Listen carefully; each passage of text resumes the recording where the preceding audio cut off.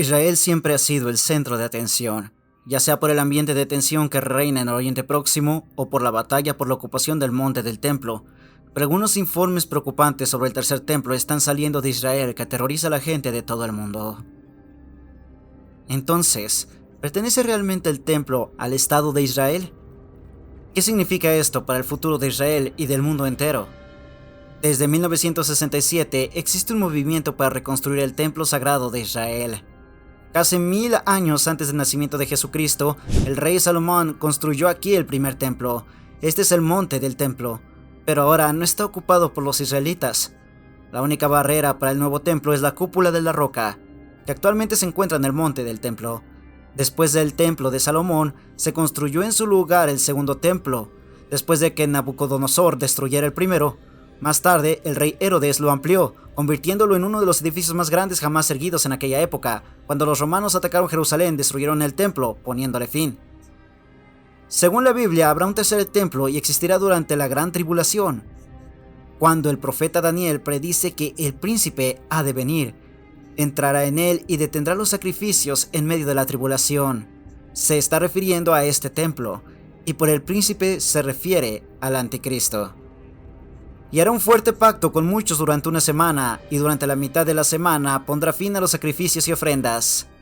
Y sobre el ala de las abominaciones vendrá uno que hace desolación, hasta que el fin decretado sea derramado sobre el desolador.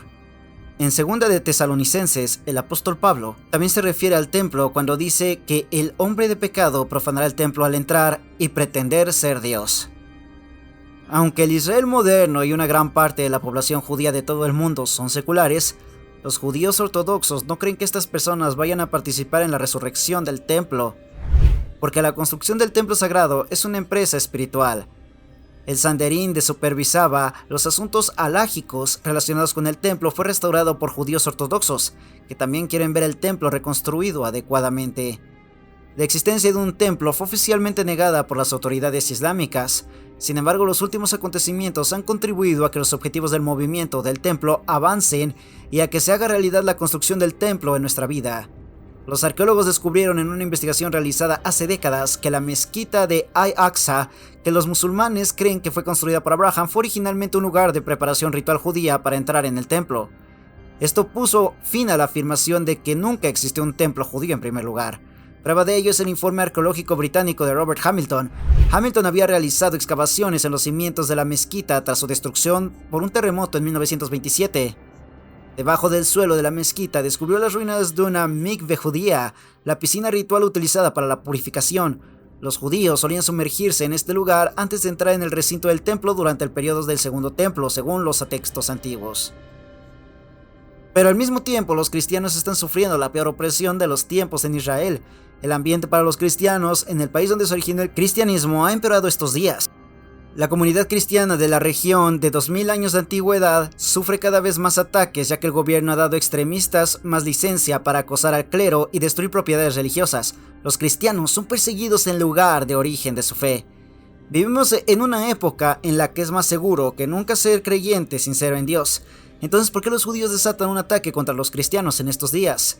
¿Es una señal del fin de los tiempos?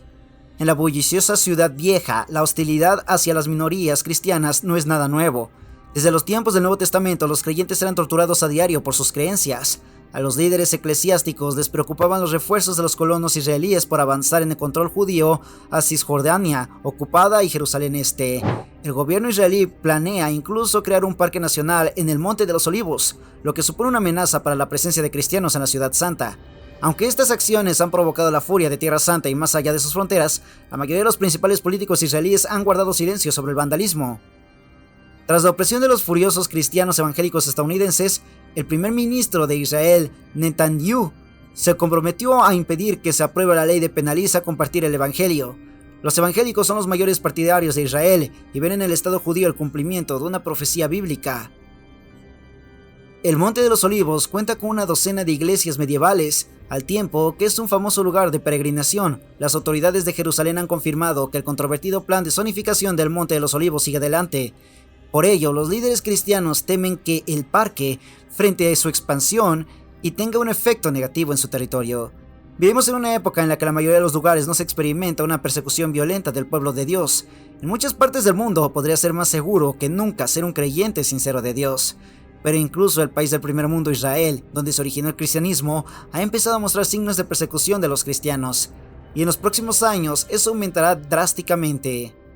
El odio hacia los cristianos sinceros aumentará a medida que el engaño y la anarquía aumenten, tal como Jesús predijo. Mateo capítulo 24 versículos 9 a 14 dice: Entonces seréis entregados a la persecución y a la muerte, y seréis odiados por todas las naciones a causa de mí.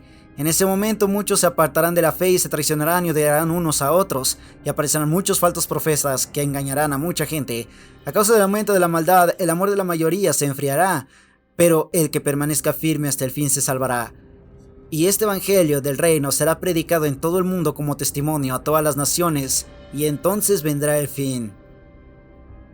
Estamos más cerca que nunca del fin de los tiempos. Todas las profecías se han cumplido y ahora toca esperar el tercer templo sagrado. Muchos de los preparativos actuales del tercer templo, como los objetos de culto y las ropas sacerdotales que llevan las levitas durante los rituales del templo, ya están terminados. Para llevar a cabo sus responsabilidades de culto y sacrificio en el templo, más de 500 jóvenes judíos descendientes de la tribu de Leví han sido formados como sacerdotes de templo. Pero la novilla roja, o pará adumá, es necesaria para que comience el servicio del templo. Ahora han llegado noticias de Israel que ha nacido una novilla roja inmaculada. ¿Qué es una novilla roja? La novilla roja se menciona por primera vez en el libro de los Números, cuando Dios habla a Moisés y a Aarón. Esta es la ley ritual que Dios ha ordenado. Ordena al pueblo israelita que te traiga una vaca roja sin defecto, en la que no haya ningún defecto y sobre la que no se haya puesto ningún yugo. Según la Torá, se entregó una novilla roja al sacerdote Eleazar, hijo de Aarón. Estaba preparada sus cenizas para la ceremonia sagrada. El Talmud afirma que desde entonces hasta la destrucción del primer templo se utilizaron las cenizas. Una vaca debe cumplir ciertos criterios para ser considerada una novilla roja para este propósito sagrado de purificación, tal como se afirma en el capítulo 19 de Números y en los textos de la tradición oral de Talmud. El color de la novilla roja debe ser implacable rojo. 2 pelos de cualquier otro color, aunque sea uno, anularán la reclamación. Sus pezuñas también deben ser rojas. La vaca debe tener 3 o 4 años. No se pueden utilizar animales de menos de esa edad, pero sí de más. Debe carecer de cualquier tipo de defecto o imperfección, ya sea interna o visible, y nunca debe haber sido sometida a un yugo ni utilizada para ningún tipo de trabajo físico. La quema ritual de una criatura tan impecable solo ha tenido lugar ocasionalmente a lo largo de la historia judía, ya que es muy escurridiza. Según la ley judía, también conocida como halaká, todos los judíos que viven hoy en día son impuros debido a su interacción directa o indirecta con los difuntos. Por ello, los judíos observantes tienen prohibido visitar ciertas zonas del monte del templo por temor a pisar el lugar santísimo. La impureza o contaminación ritual puede deberse a diversos factores, pero la exposición a la muerte es uno de los peores. No estaba permitido participar en el culto comunal o en el templo durante este periodo de 7 días de impureza. Según los rabinos, los judíos pueden obtener la pureza con solo ser rociados con las cenizas de una novilla roja, combinadas con agua recogida generalmente del estanque de Siloé. La novilla roja se asocia con el fin de los tiempos y la inminente falsa era mesiánica. Cuando profetizó sobre el tercer templo reconstruido, el profeta Ezequiel también mencionó que estas aguas de purificación estaban relacionadas con la reagrupación de Israel. Por lo tanto, es solo cuestión de tiempo que la noticia de un nuevo Mesías llegue desde Israel. Jesús dijo: bienaventurados aquellos esclavos a quienes el amo encuentra alerta cuando venga. En verdad os digo que se preparará para servirles y los hará reclinar a la mesa y él subirá a servirles. La única pregunta es: ¿estás preparado para el fin de los tiempos? Haznoslo saber en los comentarios. No olvides darle like a este video y suscribirte a nuestro canal si aún no lo has hecho. Gracias por vernos, nos vemos pronto.